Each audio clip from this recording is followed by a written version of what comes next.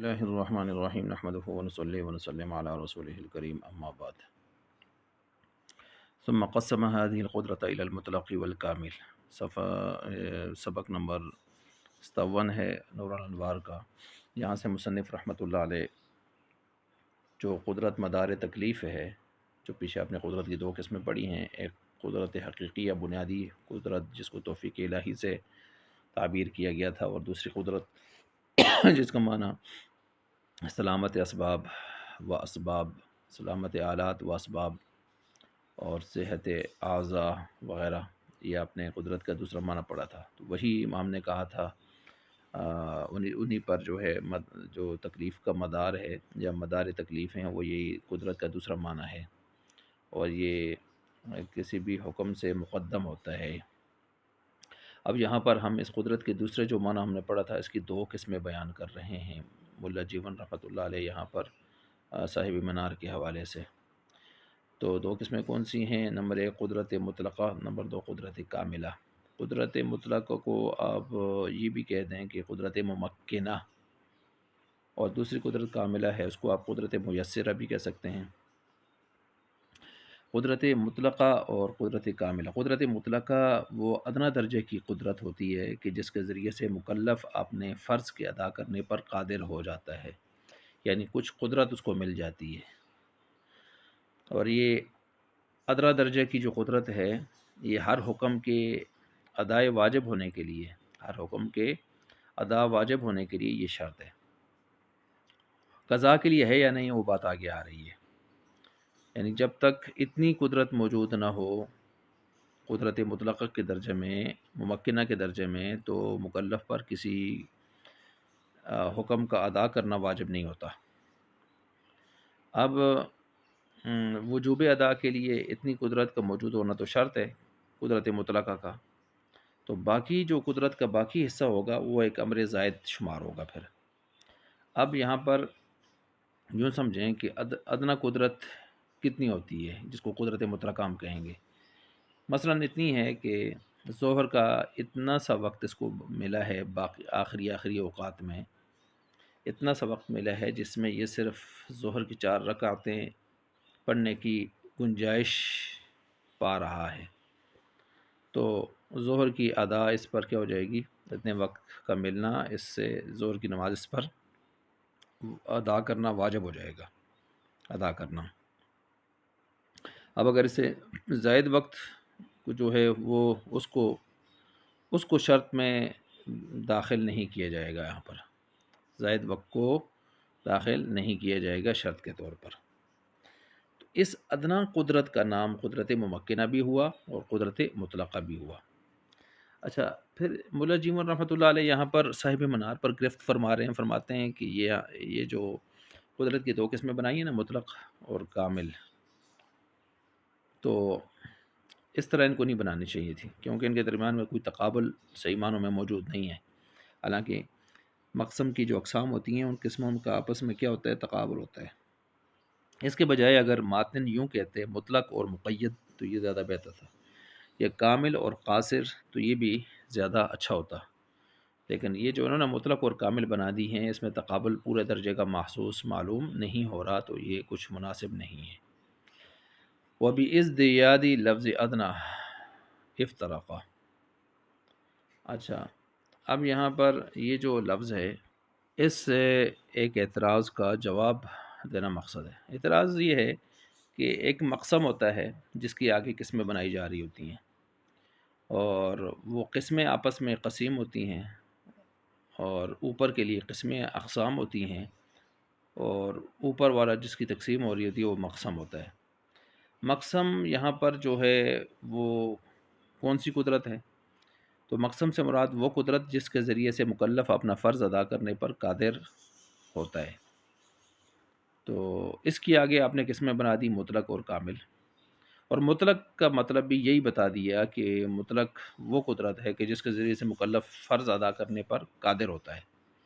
تو مقسم کا بھی وہی مقصد ہو گیا، وہی تشریح ہو گئی، اور آگے جو مطلق قسم نکالی ہے آپ نے اس کی بھی یہی تشریح ہو گئی۔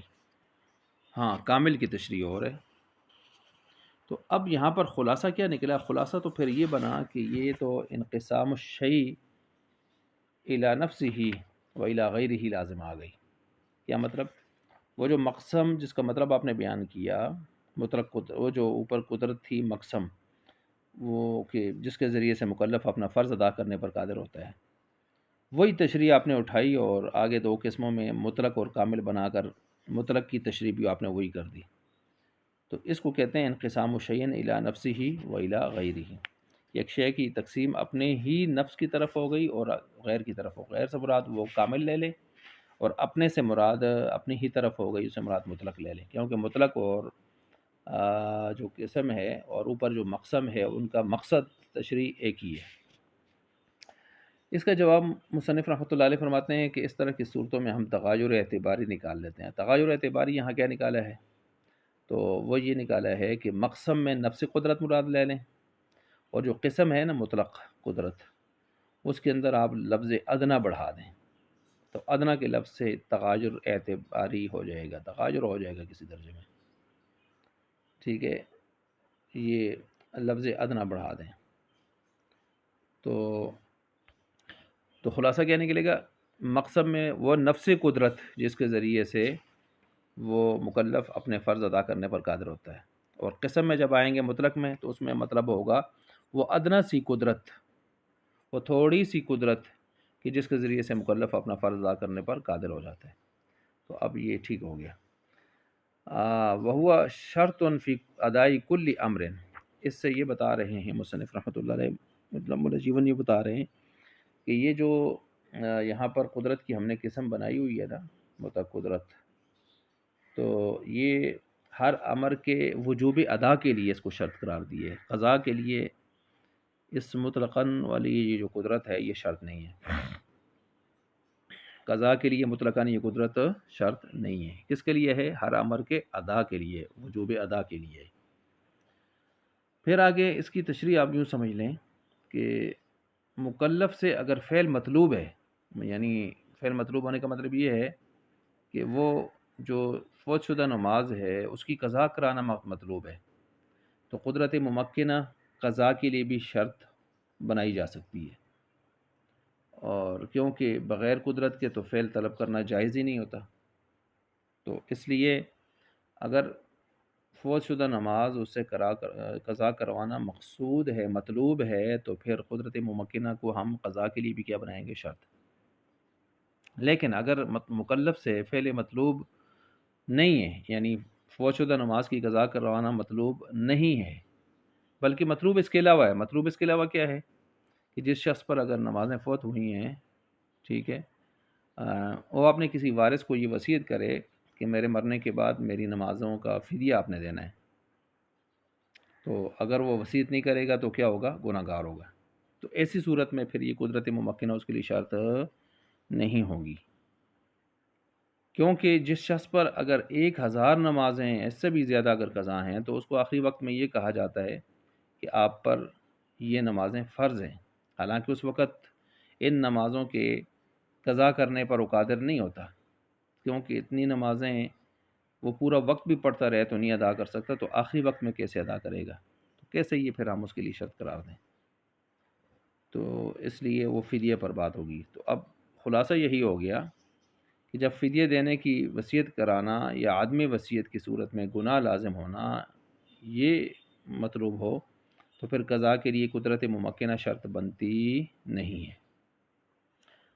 اس کا نتیجہ اور خلاصہ یا ثمرہ آپ اس طرح بھی ظاہر کر سکتے ہیں کہ اس شخص پر فدیہ دینے کی وصیت کرنا پھر کیا ہو جاتا ہے؟ واجب ہو جاتا ہے۔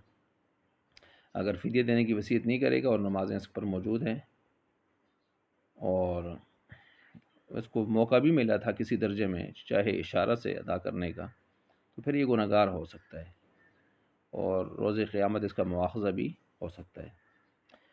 وَالشَّرْطُ تَوَهُّمُهُ لَا حَقِيقَتُهُ أي الشَّرْطُ فِيمَا بَيْنَ هذه القدرة الممكنة الأدنى۔ یہاں سے جو ہے صاحب منار کے حوالے سے ملجیون یہ فرما رہے ہیں کہ یہ جو قدرت ممکنہ ہم نے جو وجوب ادا کے لیے شرط قرار دی ہے نا، اس کا متوہم الوجود ہونا کافی ہے، شرط ہے، یعنی متوہم الوجود ہونے کے درجے میں یہ شرط ہوتی ہے، متحقق الوجود ہونا شرط نہیں ہے۔ کیا مطلب؟ آخری جو وقت رہتا ہے جس میں وہ 4 رکعتیں پڑھنے کی گنجائش ہو، تو فی الحال 4 رکعتوں کا ٹائم ہونا یعنی تقریباً 5-7 منٹ ہونا یہ ضروری نہیں ہے متحقق الوجود ہونا۔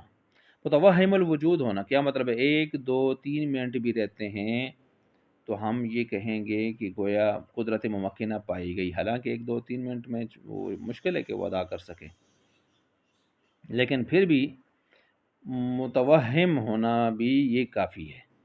اب یہاں سوال پیدا ہو سکتا ہے بھائی ایک فعل ہے اس کے لیے وقت چاہیے ہوتا ہے، تو آپ متوہم کو کیوں کافی قرار دے رہے ہیں؟ کچھ نہ کچھ متحقق الوجود کا آخری درجہ تو ہونا چاہیے۔ اس کا جواب پھر یہ دے رہے ہیں کہ بھائی جب 1 2 منٹ بھی اس کے پاس ہے نا، 1 منٹ بھی اس کے پاس ہے، تو حقیقتاً 4 رکعت کی بے شک گنجائش تو نہیں رکھتا اس میں، 1 منٹ کے اندر 4 رکعتیں کیسے پڑھے گا؟ لیکن احتمال تو ہے کہ وقت اس کا لمبا ہو جائے، اللہ اس کے وقت کو دراز کر دے اور 4 رکعتیں یہ پڑھ لے۔